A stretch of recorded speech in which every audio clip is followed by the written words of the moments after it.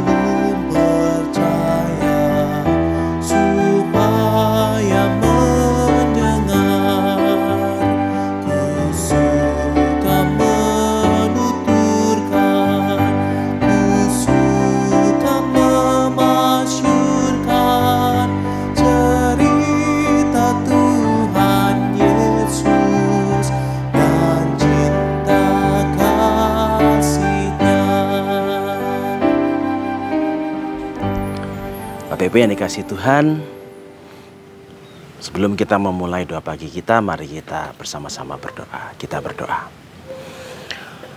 Tuhan, terima kasih Engkau membangunkan kami pagi ini. Dan saat ini kiranya Engkau mengizinkan kami untuk mendengarkan sabda-Mu dan merenungkannya. Tuhan, tolong kami supaya kami dapat melakukan sabda-Mu ini. Dalam nama Tuhan Yesus Kristus kami berdoa. Amin.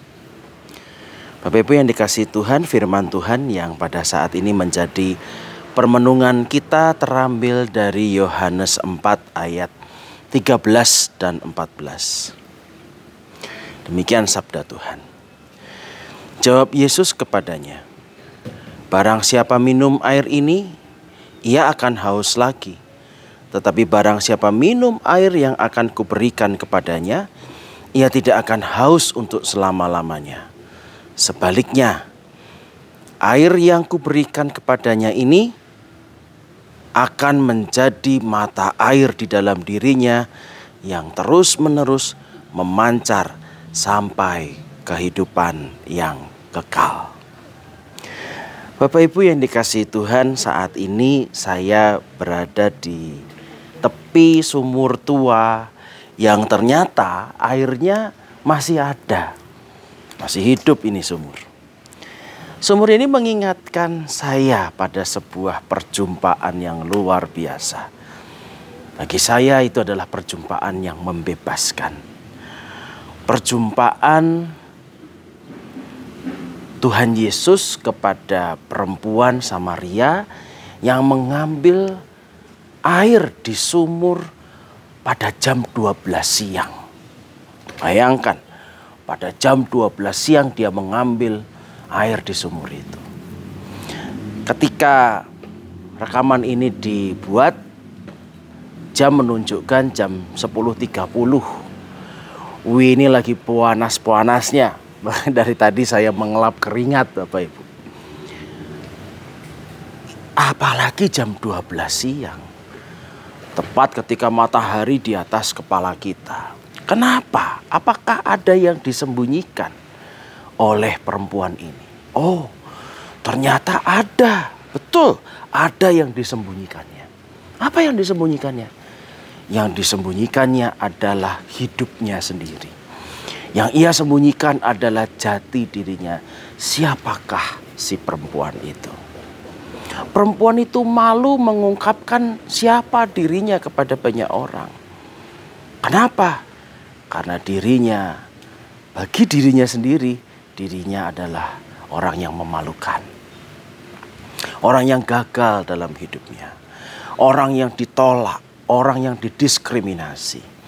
Bapak Ibu tahu bahwa perempuan ini adalah perempuan Samaria. Orang Samaria tidak bergaul dengan orang Yahudi. Kenapa? Karena orang Yahudi dianggap sebagai orang Yahudi menganggap orang Samaria itu sebagai orang yang najis. Najis kenapa? Karena nenek moyangnya itu dianggap telah kawin campur dengan bangsa-bangsa lain. Sehingga akhirnya tidak lagi murni darah orang Israel. Darah umat pilihan Allah. Sehingga akhirnya ya tidak layak untuk bergaul dengan orang Yahudi. Yang kedua, dia seorang perempuan, Bapak Ibu. Perempuan itu didiskriminasi. Perempuan itu pada zaman Tuhan Yesus, dia hanyalah milik kepunyaan laki-laki. Barang. Apa yang laki-laki butuhkan, perempuan menyediakan. Perempuan melayani. Pelayannya laki-laki. Jadi nggak layak yang namanya perempuan ngomong sama laki-laki, apalagi bukan muhrimnya begitu ya. Istilahnya gitu ya, istilah saudara kita yang muslim. Bapak Ibu yang dikasihi Tuhan, perempuan ini mengalami diskriminasi baik karena sukunya, bangsanya, maupun juga karena gendernya perempuan, jenis kelaminnya perempuan. Namun lebih-lebih lagi perempuan ini dikucilkan karena kegagalannya dalam hidup. Dalam cerita dikatakan dia sudah menikah selama 5 kali. Bayangkan kawin cerai selama 5 kali, sebanyak 5 kali. Itu yang terjadi. Bukankah itu suatu hal yang luar biasa? Luar biasa memalukan bagi seorang perempuan. Di antara perempuan mungkin dia paling hina karena sudah 5 kali kawin cerai. Apalagi sudah perempuan, udah gitu dia orang Samaria, ditambah lagi kawin cerai. Orang ini didiskriminasi karena keberadaannya dan karena kegagalannya. Lalu di tepi sumur itulah Tuhan Yesus berjumpa dengan perempuan ini. Apakah itu sebagai sebuah kebetulan? Tidak. Saya yakin bahwa itu bukan kebetulan tetapi dirancang oleh Tuhan Yesus. Kenapa? Karena Tuhan Yesus ingin menyapa perempuan ini. Dia ingin membebaskan perempuan ini. Bagaimana cara Tuhan Yesus membebaskan? Tuhan Yesus menerima perempuan ini apa adanya. Bahkan Tuhan Yesus menawarkan air kehidupan. Air kehidupan yang membuat dia tidak lagi haus. Haus dalam arti mencari-cari kenikmatan hidup, mencari-cari kepuasan hidup, tapi dia terpuaskan akan hidup ini. Namun juga air itu nantinya akan menjadikan ia mata air untuk mengairi, untuk memberkati banyak orang. Bayangkan, perempuan yang hina ini, perempuan yang ditolak masyarakat ini, perempuan yang gagal ini, ketika berjumpa dengan Tuhan Yesus mengubah dia menjadi perempuan yang menjadi berkat bagi banyak orang. Bapak Ibu yang dikasihi Tuhan, mungkin kita berkata dalam hati bahwa yang didiskriminasi bukan hanya perempuan itu saja. Yang didiskriminasi juga saya. Yang gagal bukan cuma perempuan itu saja. Yang gagal juga saya. Kegagalan kita mungkin dalam pekerjaan kita gagal. Kegagalan kita dalam rumah tangga kita, kawin cerai. Kegagalan kita mungkin juga dalam pendidikan kita tidak lulus dalam sebuah pendidikan. Dan itu membuat kita dikucilkan oleh masyarakat atau oleh keluarga kita. Merasa bahwa tidak kurang kaya, tidak cukup kaya, atau tidak cukup berhasil, atau tidak cukup hal lainnya. Bapak Ibu yang dikasihi Tuhan, hari ini saya ingin mengatakan, di tepi sumur itu, Tuhan Yesus menerima perempuan itu apa adanya. Ia juga menerima saudara apa adanya saudara. Kegagalan saudara, siapapun saudara. Bapak Ibu, bukan hanya menerima. Jika Bapak Ibu menerima tawaran Tuhan Yesus, menerima Tuhan Yesus dalam hidup dan hati Bapak Ibu, Tuhan Yesus memberikan air hidup, dan air hidup itu menjadi mata air yang memberkati orang lain.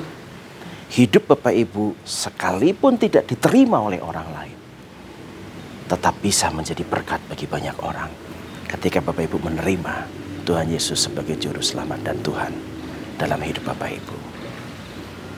Siapapun saudara, Tuhan menerimamu apa adanya. Amin. Mari kita berdoa. Tuhan, terima kasih Engkau mengasihi kami, mencintai kami apa adanya kami. Terima kasih Tuhan. Dan saat ini Tuhan, kami mau menerima Engkau.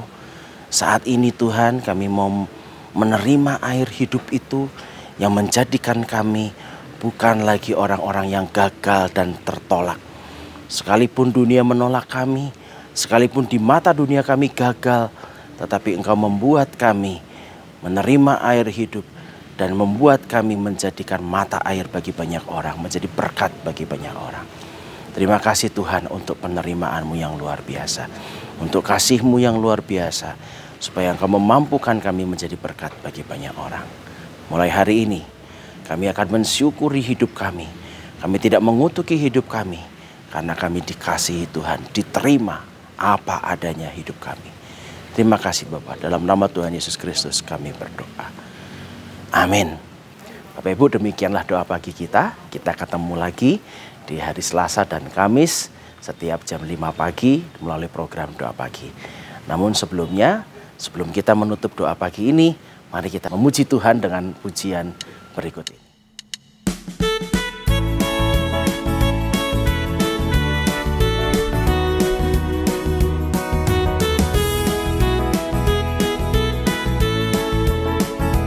Seperti wanita di pinggir sumur, betapa haus jiwaku.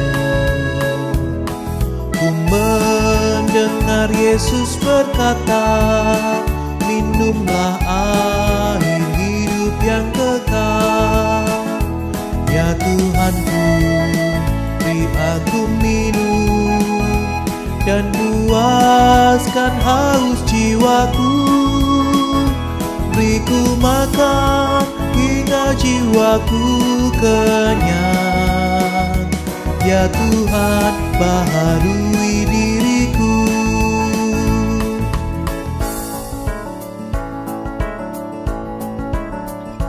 Tak terbilang orang yang merindukan nikmatnya dunia yang fana, tetapi tiada harta indah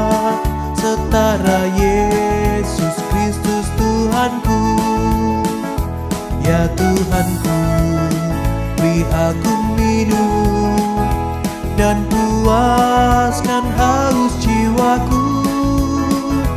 Beriku makan hingga jiwaku kenyang. Ya Tuhan, baharui diriku.